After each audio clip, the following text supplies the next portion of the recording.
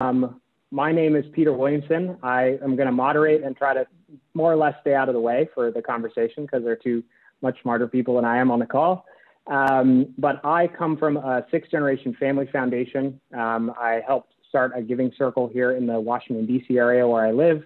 And I am really passionate about giving more than just the dollars as a funder and being in that role. And so I come from a world, I was a professional golfer for a number of years and saw lots of opportunities to bring together people and communities and get them to help in various different ways. And so I'm really, I'm a game designer by background and really find it fun to bring people together and play and think about how we can be better together.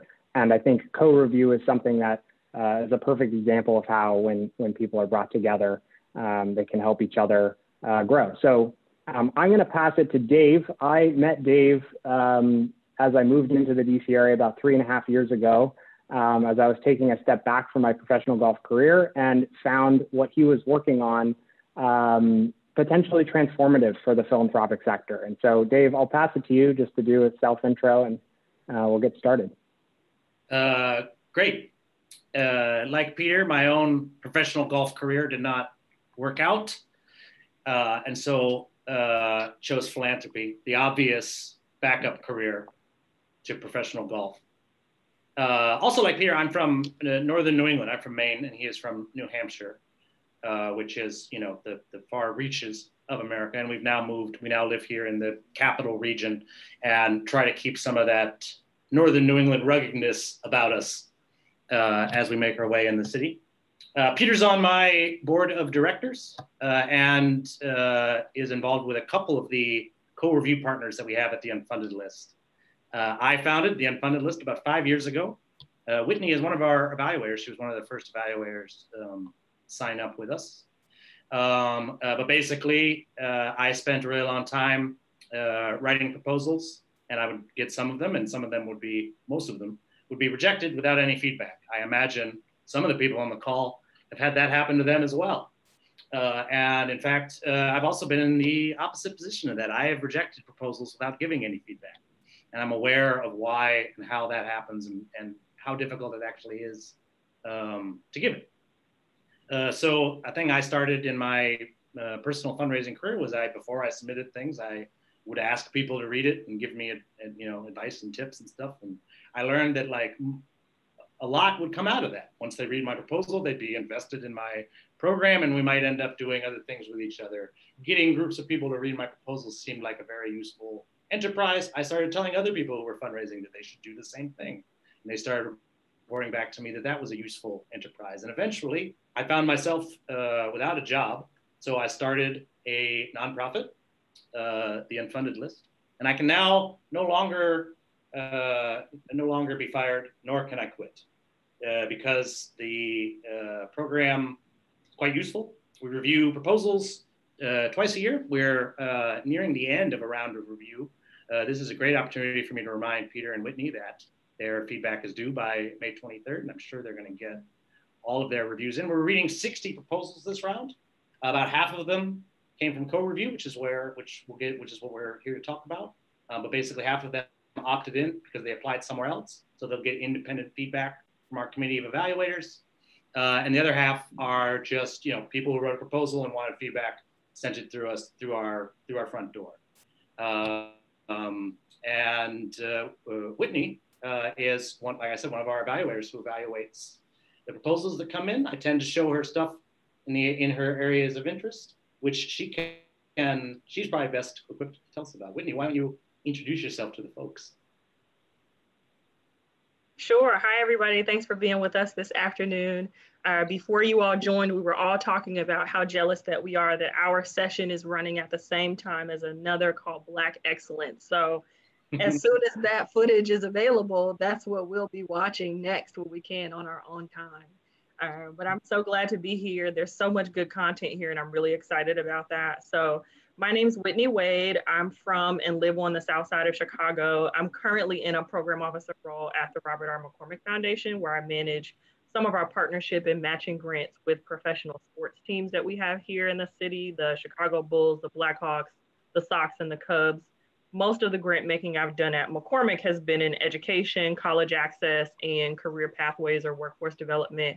I actually started at McCormick as a recruiter and spent almost 10 years in recruiting and executive search, hence my interest in career pathways. And before that, I started in grant writing. So I've also had lots of proposals rejected and received no feedback. I'm also one of 4 co-chairs of the Southside Giving Circle, which is hosted by the Chicago Foundation for Women. And we fund small organizations. Small for us, the threshold is having annual budgets under 500,000. We fund small organizations that benefit and are led by Black women and girls on the South Side specifically. We have about 60 members now, which is double the size from our first year in 2018. In 2020, we gave about 60,000 in grants to 7 organizations.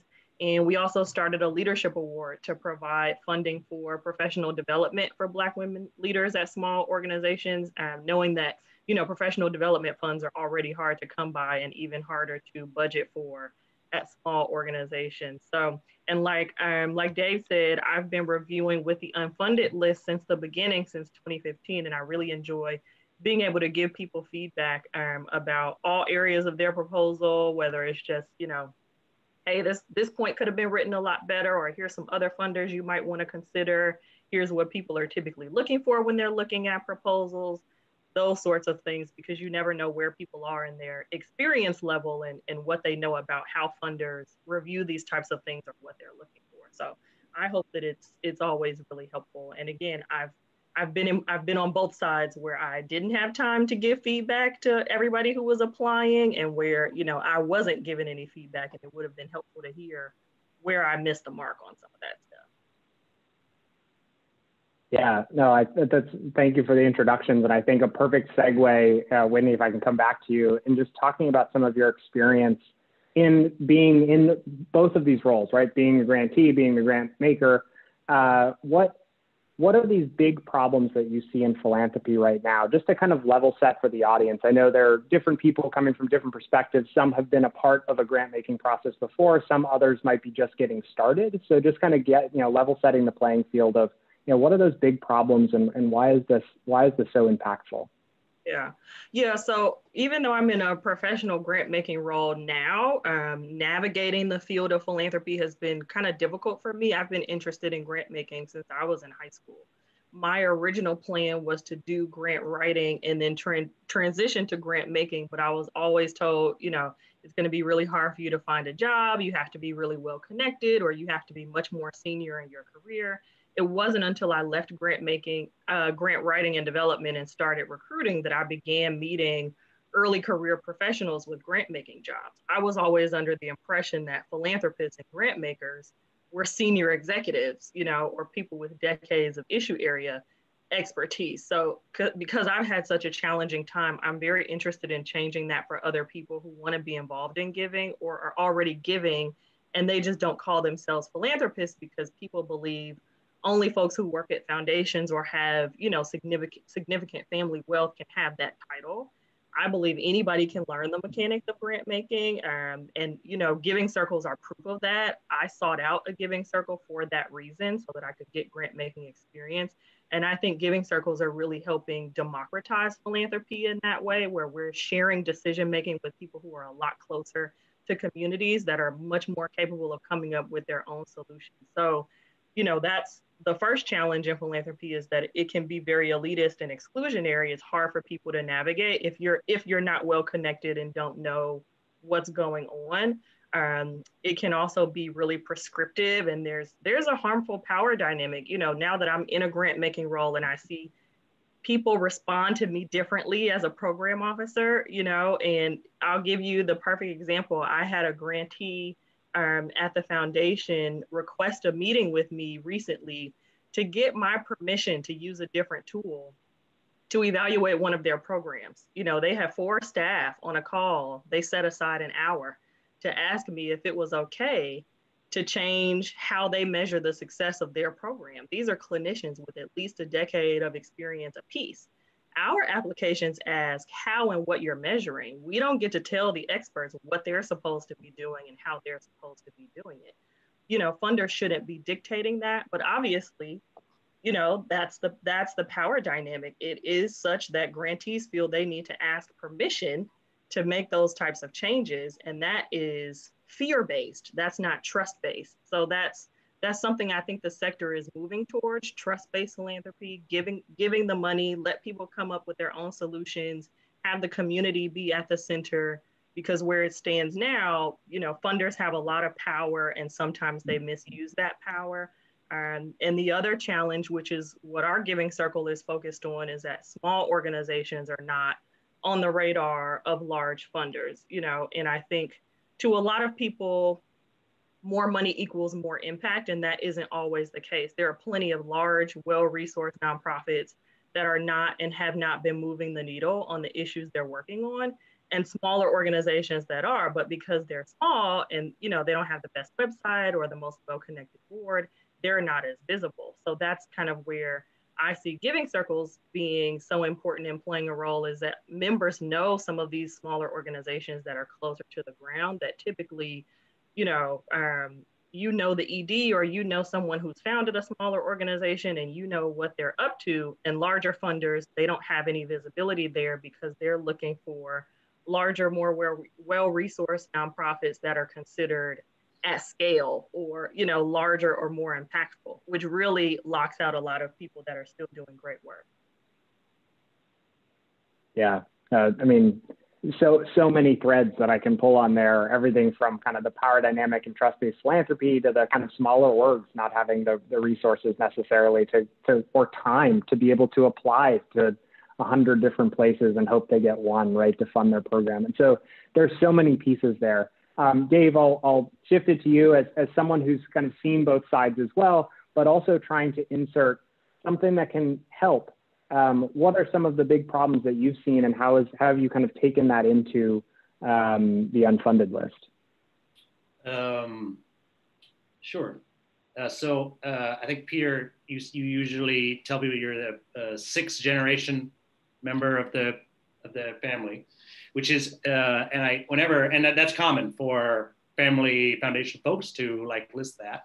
To be clear, and I don't know your family history, but it does go back more than 6 generations, right? And when you say that, the implied thing is that there was a significant wealth creation event 6 generations before me, and I'm now helping give away some of that wealth, right? But all you said was I'm 6th generation family member, right? So, and that could leave people very confused, right? When you say that, how often do they say, what exactly do you mean, and all of that, right? It's just one of the many examples where philanthropists say things without fully understanding how it gets heard, what it means, what it's perceived, right? If we go to an NCFP or a Grand Street meeting, you say you're 6th generation, everyone knows exactly what that means, right? That you're probably a trustee at the family foundation giving 5% of the endowment, right? All kinds of things that the general public won't know the first thing about, right?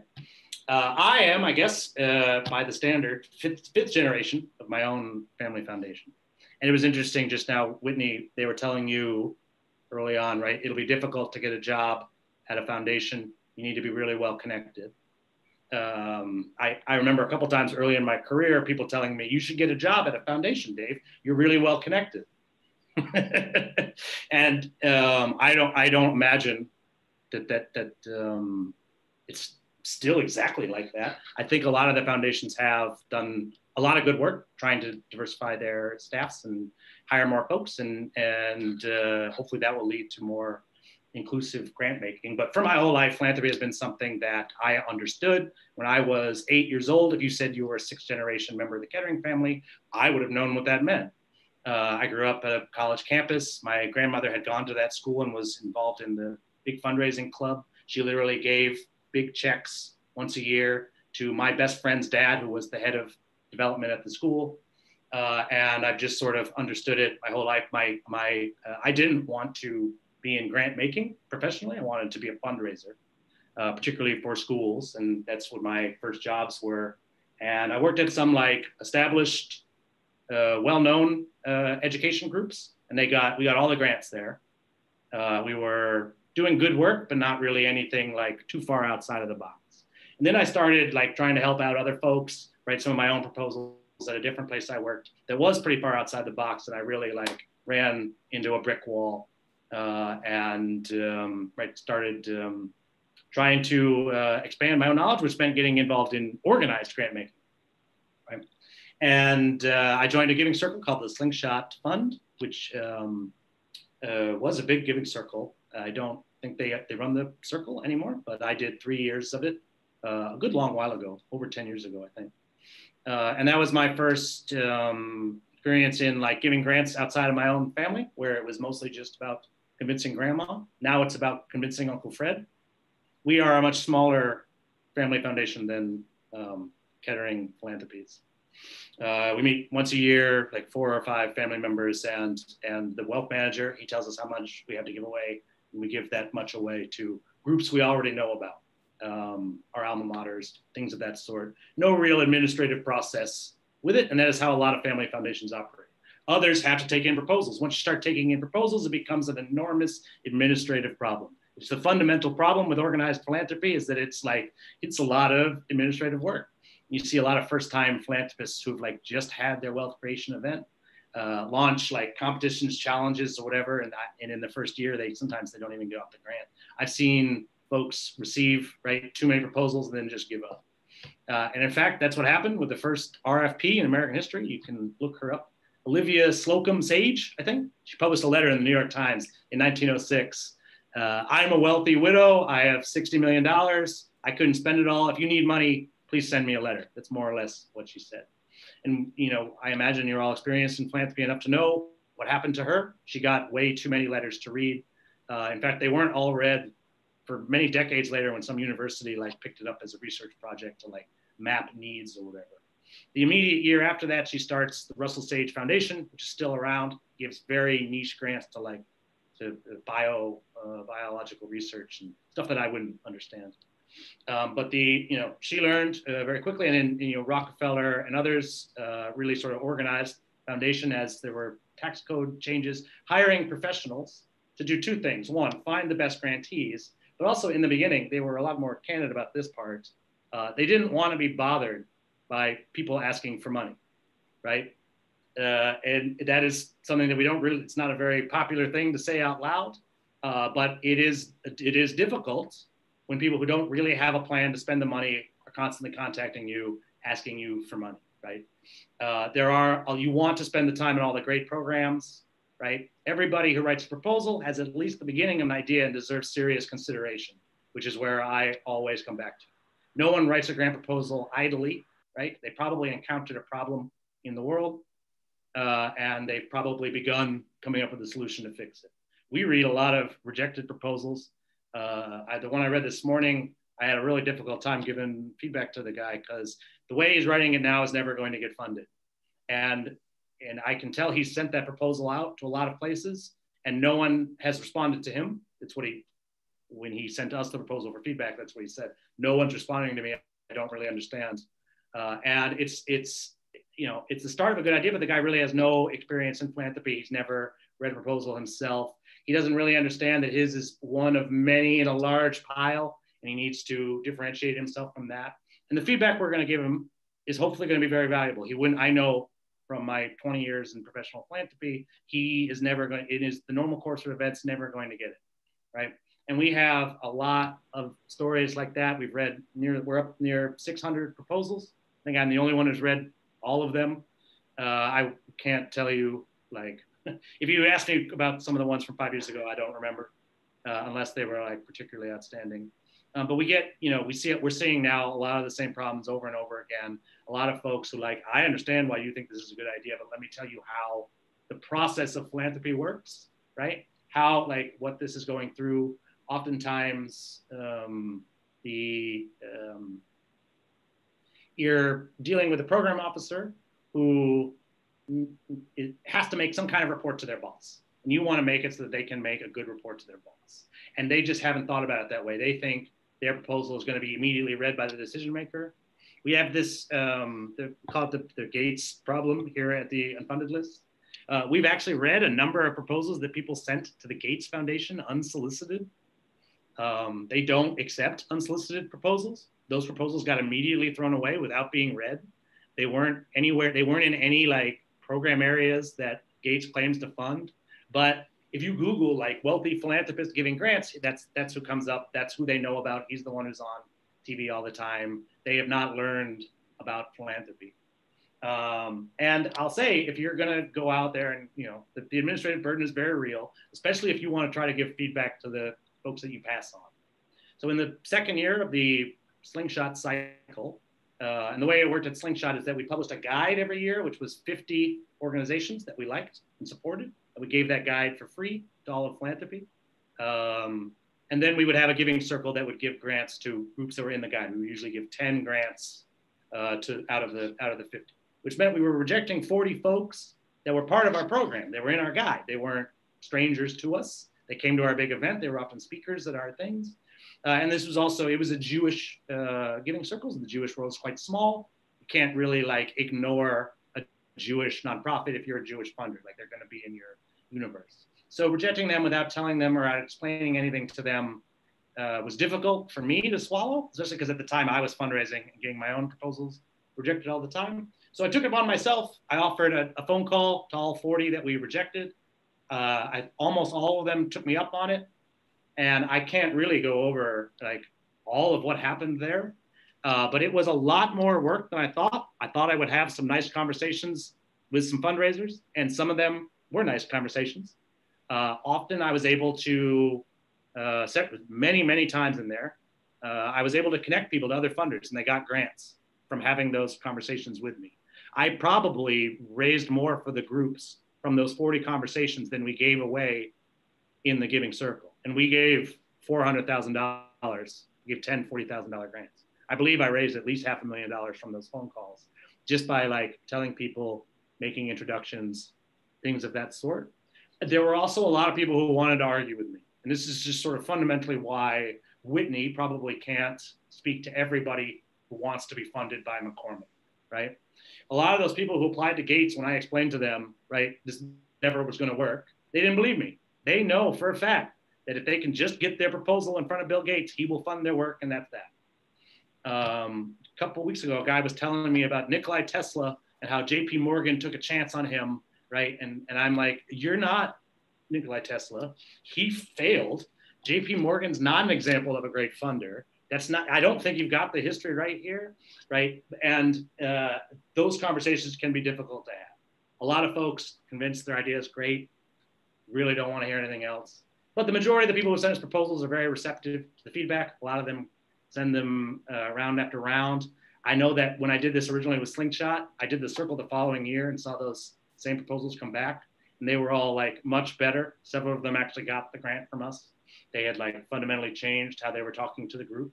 But any of them wanted to know, why didn't I get the grant? There's never an actual answer to that question. You did not get the grant because you were not one of the groups we chose, is the only answer, and it's not one that anybody likes to hear. So the process is difficult, awful lot of administration. Just scheduling 40 phone calls with busy fundraisers while you're trying to do your work is difficult, right? And so if you're, running a giving circle, or you're doing your funding, or you want to try to follow up with folks, be prepared for the administrative work of all of it. We can help alleviate some of that burden. There's also lots of, if you run a foundation that has talented staff like Whitney, or the talented administrators that work at Peter's place, they can help out. But like there will always be more administration than you can do, because you're going to get more applications than you could possibly reply to, especially if you go out in the world, right, and say, hey, I've got extra wealth, right? Do you have a problem? I talk for a long time. We were joking beforehand, how will I possibly speak for this long about this topic, right? I could go on, but I had no worries about that. This is a passion point. Yeah, I want to take this moment just because we had a comment in the chat that talked about it's beyond frustrating that you have to know philanthropy and to be a good grant writer to get funding in so many cases. And it's such a great point, Isis. I think taking a step back and just explaining some of the mechanics of the unfunded list. And then I really want to jump into this concept of co-review, but just kind of take people through the steps of, how do you, what is the process of getting reviewed by the unfunded list? What is the unfunded list, and kind of what makes up that community? And then Whitney, I'll kind of come to you and talk a little bit about your experience being one of those reviewers. Yes, and thanks for the comment. It is beyond frustrating. That we definitely encounter a lot of frustration amongst the people. They've written a proposal, which takes a long time, 40, 50 hours to write that thing. Sometimes longer for the longer ones. And it got rejected and nobody's telling you anything about it. I do think though, like that frustration is not something that is easily skipped, right? And we do encounter a lot of folks who like want to skip the fundraising part of their social enterprise. And I can see why you want to do that, right? It would be great if the money just like arrived or whatever. But because there's so much need in the world, because so many proposals come in, right? Like it's a field. The first RFP was issued a long time ago. There's a lot of professional philanthropists in the world, like Whitney. There's many professional fundraisers in the world. It's an actual profession with standards and such. And like, you know, it's frustrating. One might say it's frustrating, right? That you have to learn medicine before you can be a doctor, right? I would like to just instantly become a doctor, but there's a lot of reasons why we put up some barriers there, right? And so educating people about the field of fundraising and philanthropy is the mission of Unfunded List. The specific activity that we did originally was that anybody with a proposal could send it to me. I think the first year we were very specific. I think we even required that they be rejected grant proposals. But after the first round, I didn't see any reason to require that. Anybody who writes a proposal is probably applying to more than one place, probably could use feedback on what they've written. And in fact, reviewing winning proposals, I've found is very, very useful, because you won this grant, right? But you're gonna have to go and apply for the next one right away. That's what winning a grant means, and you're gonna need fresh feedback because that's gonna be a new funder. So anybody with a proposal can send us in, and that's how we did it for the first couple of years. Several years ago, my friend Alex Moel, who works at MIT and runs the Solve program, said, "Could you review some of our folks?" And I said, sure. And we've been co-reviewing with them for a while. So the way it works at Solve, they get a lot of applications. It's MIT. They scour the world for proposals. They have 6 challenges and 1 big prize called Elevate Prize that we co-review with. Between all of those things, it's well over 5,000 proposals. And there's MIT staff who do what they call the shortlisting. And that gets down to about, I don't even know how many. It's like 500 to 600 total proposals. They will be given an email at some point, and it says, if you'd like your proposal independently reviewed, you opt in to the Unfunded List. And I forget how they do that. I think they email me or fill out a form or something. And so last year it was, I think 400 got the offer, and 155 of them opted in. I spoke to a bunch who didn't opt in, and all of them just didn't hear about it. So I think if we get the offer out to more folks, more of them will start opting in. But that was the most proposals we ever read last round. And we got pretty thorough reviews on them. Co-review is helppful because I know the categories in advance. I can go out and find reviewers who have experience in those categories. Whitney knows a lot about workforce development, which is a common category over there. And they announced their categories well in advance. Same with Kettering Family Foundation, which we are co-reviewing with now. You have various committees. As I understand, Peter, you were on the Human Services Committee, which is very narrow, right? It's like these are community centers, as far as I can, mostly it's a lot of jobs training, local jobs training programs, things like that. And then the Arts Committee, which is great. We love arts proposals. We don't get enough of them. And arts fundraisers need help in general. Particularly, the better you are at art, the worse you are at writing a grant proposal. It's my general experience with the art field. That can be very interesting sometimes. So we are, I believe your foundation administrator reached out to all the grantees at some point during your cycle and said, hey, would you like to we have a partnership with Unfunded List. You can be independently reviewed by them. We've also started reviewing with giving circles. Peter he does all kinds of stuff, including founding a giving circle here in DC, Next Gen Giving Circle. I live here in DC as well. That's DC right out that window. And we have a lot of need. I don't know if you've seen on the news, there's a lot of need here in the district on a variety of, you name the social problem, and we have it. We have it here. And we have great organizations, oftentimes new underfunded organizations working with cool new solutions on these issues. And it can be sometimes hard for them to get funding from the larger, like your K-Fritz foundations and your large legacy foundations that we have here in DC. There is a group called the Catalog for Philanthropy that does a great job of letting the philanthropic community here in DC know about everything that's going on, but there's always more that can be done. Sometimes these folks don't even know about the catalog, right, as they try to address problems in their community. And we have access to lots of really great fundraisers here in DC, so we'll be able to thoroughly review those and particularly give people like a sense of the landscape. I think we'll be particularly good with those on like who you can go to next or whatever. So I take the proposals once I get them. They've opted in from a challenge or from a family foundation or from one of our giving circle partners. There is a business plan competition that we co-review with as well. They're mostly like social businesses and they all have like revenue models, but all of them in the back of their mind think, well, I'm working on climate or this or that. I wonder if I could also apply for grants. So we read their business plans and we give them, we're like, no, you cannot apply for a grant. You're an empanada restaurant. We did, that was a couple rounds ago, we read it. It was just a restaurant that sells empanadas, and I kept reading it, trying to find the like social mission. And I assume they're great empanadas or whatever, but they can't apply for grants, and now they know that.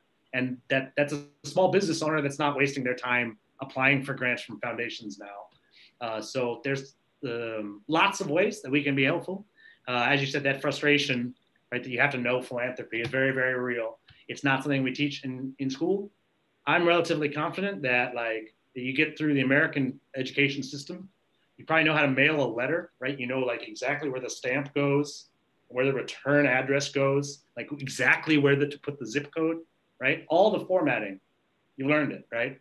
But a grant proposal, that's not something that came up in American, not even in my fancy, right, prep school education did they really like delve into that. Because, you know, fundamentally, if you can raise money or you know a lot about philanthropy, like that's power. They don't necessarily want to just hand that over to everybody, right? Especially the people who are in control of it or whatever. And they tend to convince themselves that like they are the best ones to be giving the grants. It's very, very easy once you're in the position of giving the grants to convince yourself that you are in fact the best one to be doing it. That has happened to me. When I give away my family money, I do tend to think that that's true. My grandmother is no longer with us. I don't think anybody in the world is more qualified than I am to speak to her values and virtues and what she would have wanted done with it. And that same thought is probably in the back of the minds of like every family foundation guy out there. I imagine, Peter, maybe even crossed your mind. And increasingly, there are next-gen members of these family foundations that are looking to do things a little bit differently. They're going to find some pushback on that when it comes to planning. We've already encountered some of that with our co-review partnership. There's like many, it's the 6th generation, so there's many of you now, right? How many folks involved in your decision-making tree?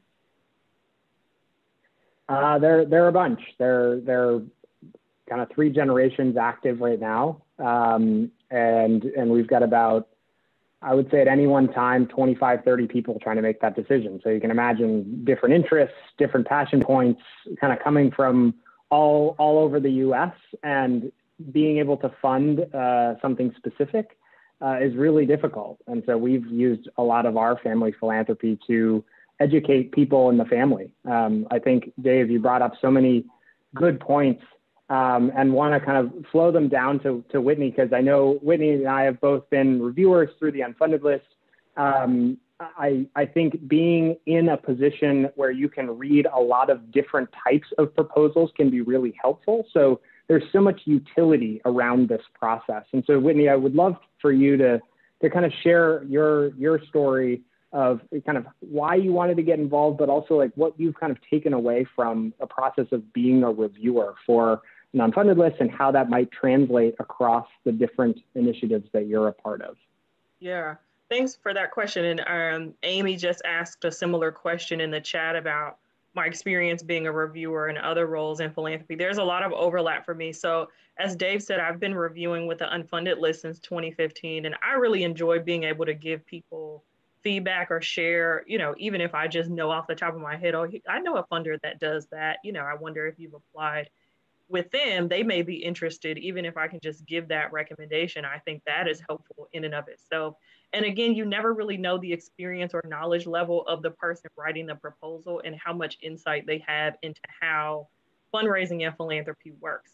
For example, most of the organizations that my Giving Circle funds are so small that it might be their first foundation grant. So going through the application process itself is new. They may not know how to respond to some of these specific questions about metrics and outcomes, or if it's a new program, they don't have any, so how do you get around that? There's a lot of barriers to entry for smaller organizations. But with the unfunded list, I think I've read everything from direct service. I've read about some medical research. I've read about a news media proposal, all the way to things that read more like social enterprise and maybe a pitch for a competition. So I enjoy seeing some of everything and in all formats, but still, even if it's not a traditional, RFP to a foundation, you could still give people some really good insight on how their message is coming across, just in letting them know if it's clear. Is this written well? Is this clear? Would someone who knows nothing about this issue or what you're trying to accomplish understand what you're getting done? If you were asking for a budget, is that clear? Do I know exactly where the money is going? Because that's also where a lot of scrutiny in philanthropy goes, is straight to the budget. Let me see the program budget. Are they spending too much on overhead? Are they spending too much on this? The financial piece, that's a whole separate other conversation that we could spend another hour talking about, is the due diligence work that goes into scrutinizing nonprofits and their financials. And in both my recruiting experience and my grant making experience, when you have a high volume of applications, it's not always feasible to give individualized feedback to every person. But I know, because I've been on the other side, how frustrating it is to get a cold rejection with no insight into what was wrong. Or as Dave and Peter have both alluded to, there may not be anything wrong. The organization has just received so many proposals and they only have 10 spots. Same with applying for a job. I could get 500 resumes for a job. There's only one opening. So the other 499 people are going to get a rejection, whether something was wrong with their application or not. But just knowing, is there actually an issue? Are there things I should work on? Or is there simply not enough room?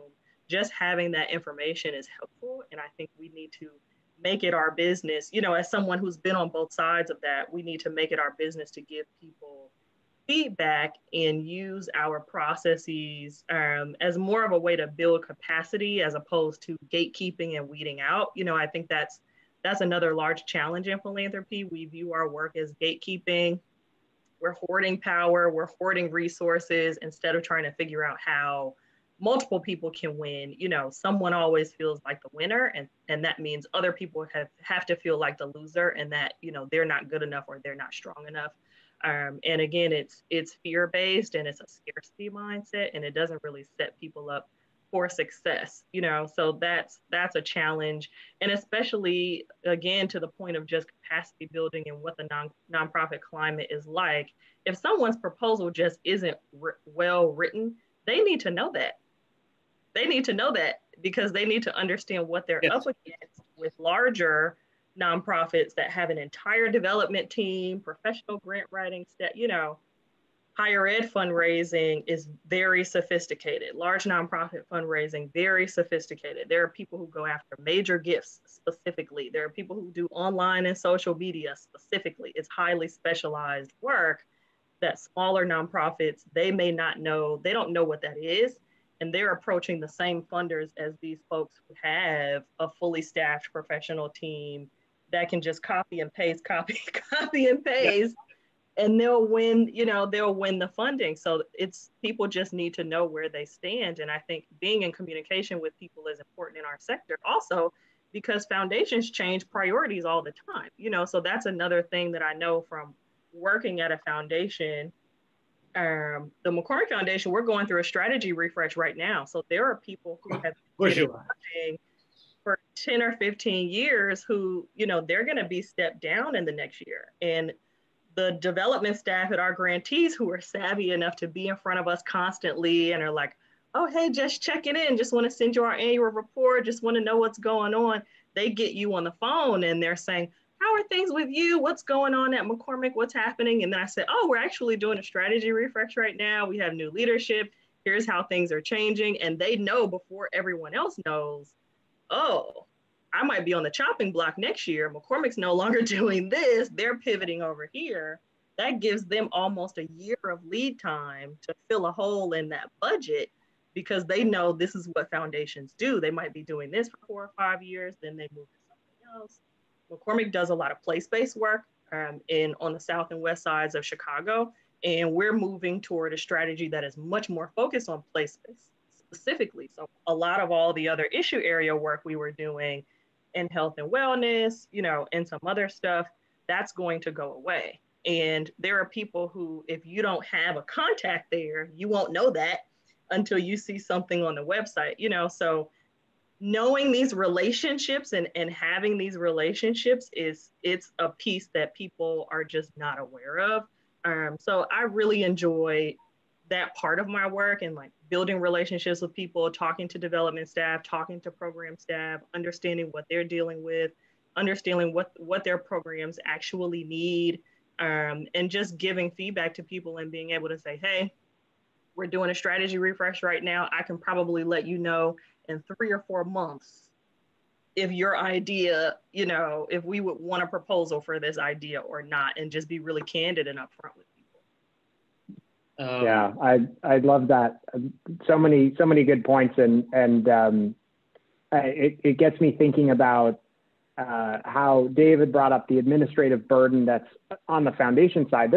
As someone who works with a lot of nonprofits day to day, there's so much administrative burden, like you're sharing, Whitney, on the nonprofit side. And so, if you give $20,000 without a proposal to a nonprofit, you've just saved both sides of the equation, right? And really thinking about what value is coming out of the process of taking an RFP, this request for proposal, like what does that mean? And if you do that, what responsibilities or sort of morals do you want to put around that process so that people are getting the most out of it, being able to pitch their idea the strongest they possibly can, and really doing a deep dive on the power dynamic, like you had mentioned, between the funder and fundee. There are so many things that have come out, I think, even in the last 15 months. And I think ISIS has mentioned it in the chat around the shift to video-based applications so that the written word isn't so centralized in the grant application process. And I'd love to get both of your just like quick takes. I'm respectful of the time. We're coming up on 50 minutes, but kind of your quick takes on some of the things that are changing around applications for the better. Yeah, I've seen a lot in the way of much shorter grant applications. And I think, unfortunately, the pandemic illuminated a lot of processes and systems that could be improved in the sector. We've seen a lot of people increase their payout. We've seen a lot of people doing rapid and emergency funding. So we know we can process funds electronically. So, if people want to do that, let's stop arguing about whether we can do that. We know we can get money out the door faster because we've just done it.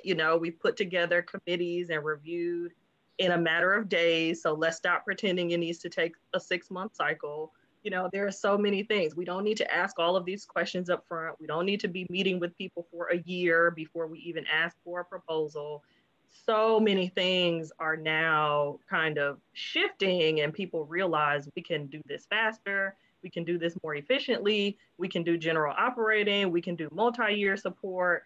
If something falls apart and a program can no longer happen, allow the organization to use the money in a different way. That's about trust, So I think there's a lot that's really inspirational you know, coming down that will relieve some of that administrative burden. And again, get us out of this fear-based scarcity and competitive culture and get us more to the trust-based model. And again, I think giving circles are on the cutting edge of how a lot of that happened. And I saw it from the pandemic with giving circles, organizations like the Unfunded list and places that are like, listen, let's change this, let's do it faster and let's do it better, because that's what needs to happen right now. Yep. Very good. So there are a lot of, yes, terrific, Whitney. I knew there was a reason that we brought you along. I almost shouldn't talk now, but I'm going to counter some of that stuff. I've been a pretty notable foundation critic. I did make a mockumentary about a foundation a little while ago. I know we just asked about video. So I am a video producer, and we read a lot of proposals that do include video. All of the stuff at MIT, they like can optionally send in a video, and that's usually what it is. It's like you have the option to also include a video, and there's usually some kind of language. It's like, don't worry about the production quality. And it's like, I don't know, production quality doesn't work that way. You can't just say, don't worry about it, because that's what people see. If the production quality is poor, they will see a poor video. So like with the solve competitions, one of the videos during the recording, the wind is howling and you can't hear what they say, right? So I don't know what they said. So it's a bad video. And it's because of the production quality of it. And you're giving funding to someone because they can solve a social problem, not because they produce sharp videos. And so I think for some programs, it could be very good to include video in there. And lots of the programs that solve in particular, their proposal is really enhanced by the video. And as a reviewer, I was able to get a better sense of it. Others, it didn't help them to be able to do that. I'll also defend writing as a practice. I think as someone who used to write grants, I like having the opportunity to write how my program works and answer questions about it. I don't necessarily want shorter character limits, right? I think that's always done as like an effort to like save time for the grantees, right? And there's a lot of bad practice in philanthropy. I'm fifth generation, so I guess the third and fourth generation before me did a lot of stuff that didn't make any sense to me. It didn't make us any better at granting. It didn't actually save us any time. It didn't like lead to greater grant pools. It was mostly about, so there's the administrative burden, and then there's also the like, I don't want to be bothered by anybody, right? And so if you've come up with a policy that's just, I don't want to be bothered by anybody, that doesn't make sense, right? But I'll say that like organized philanthropy is just one way that a social good group can bring in money. It shouldn't be the only way that you bring funds in, and they are meant to be deliberative. If you look at the like administrative history behind the laws that set up philanthropy, right? The 501c3 tax code and whatever it is, that there was something in the 60s that established the 5% payout and a bunch of other things. Those were meant, like foundations are considered to be deliberative bodies. It's not rapid response funding. We have 100% tax deduction for individual giving in this country. And when there's a disaster or an immediate need, individuals give a lot in this country. And there's lots of examples you can see from just the last few years where money comes very quickly from individuals. They can give online, all things have websites. So I like that foundations are deliberative and take some time and have a process. And that can be frustrating, but like all good work that gets done has a process and has barriers of entry, and there is some reason to it. And to me, the like, education, learning, doing the things that Whitney was talking about, like being in touch with your program officer, finding ways to be a useful actor in the field so that your program officer is contacting you, asking you to do things so that you're always up on the know. Joining evaluation committees, right? Like mine can really keep you in the know about philanthropy. That's something we've started doing, Whitney, with the folks who like, they wrote a proposal, they have a good idea, but they don't really understand all the competition that's out there. I recruit them onto the committee, and then next round I assign them proposals that they're competing against, so they can actually see it. And maybe they learn like, oh, right. And lots of times they find partners out of that and that sort of thing. I believe we are probably running out of time. And I want to make sure that any outstanding questions get answered or anything. Yeah, no, absolutely. I'm seeing a few comments in the chat, no questions yet in the last couple minutes, but figure this is a good time to kind of think about ways that people can get involved. Trying to kind of tie this into a a neat little bow. I mean, the unfunded list for me as someone who comes from a family foundation setting, who's helped start a giving circle, I see so many different ways that co-review can help both of those entities, right? Thinking about how do we give more value at the foundation level, especially when there's so many proposals that we're getting in, and the younger generations are looking for ways to connect to this process at a different level. I think people who started the foundation had a very intimate relationship with the founder, but we had never met him. And so it's a very different experience for us. And we're trying to find our way into philanthropy. And that's where Whitney has talked about giving circles and how that really democratizes this process. It gets people involved and seeing every side of it. And then the unfunded list gives you that opportunity to both see your proposal kind of real time getting reviewed, but also to play the other side of the coin and review. Because, at the end of the day, as Dave said, I'm on a human services committee. That is not my profession. I am not a professional there, and yet I'm reviewing proposals and helping grant money. And so does that feel fair? Probably not. But I think morally it's of my best interest to do as much education as I can to learn about the organization, but also take as much of that power that I have and privilege that I have and generate and kind of pass it along to the folks that I'm trying to support. And so Whitney, Dave, fantastic conversation. How can people get involved with the unfunded list? And Whitney, if you want to share a little bit about if we have any Chicagoans listening in, getting involved with the Southside Giving Circle or any initiatives that you're out there. So I'll start with you, Dave, and I'll pass it to Whitney. I'll go first. We'll let Whitney close it out. So pretty much everybody I speak to, I ask them to be an evaluator on my committee. You can now include all of you in that. Please join us. We are if you really want to review this round, the deadline's in 3 days. And if you email me right away, I'll go home tonight and give you some assignments. And you can spend the weekend reading some proposals with us and see. We made custom software to do our process and all that. Some people find that interesting. We're going to be fine. We don't really need extra evaluators. If you're really interested, please join. I'm happy to do it. But in the fall, we will almost certainly have our largest batch ever. That's when we co-review with MIT. They've added a challenge, and it should be very interesting. One of their challenges is anti-racism technology in the U.S. They also have inclusive digital classrooms in Southeast Asia. So it's a very diverse and interesting and cutting edge set of challenges that you would expect from the Massachusetts Institute of Technology.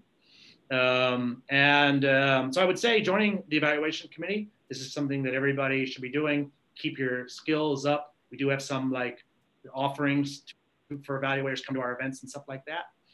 If you are involved in a grant making committee and want to co-review with us, we definitely want to do that. I will say, philanthropy is designed to be deliberative. And I've learned that, you can't really, the timeline is their timeline. You don't speed it up, right? Case in point, Peter has been excited about Unfunded List for 3.5 years. We didn't co-review with his foundation until just this fall. And that was just a pilot of just 2 proposals. And now we're working with 2 committees this time. So it's moving along, but I think you should expect any kind of philanthropy innovation to go at a very, very slow pace. Very true. Very true. So I'd add, again, build giving feedback into your process and just consider that part of your responsibility, asking people how the application process looks and feels from their perspective, if you haven't been on both sides of that, and be open to tweaking your application if need be, and just think about how much time you're asking people to put in to writing a proposal. As Dave said, it takes a lot of time. So to not give people any response, it's just really kind of rude and disrespectful.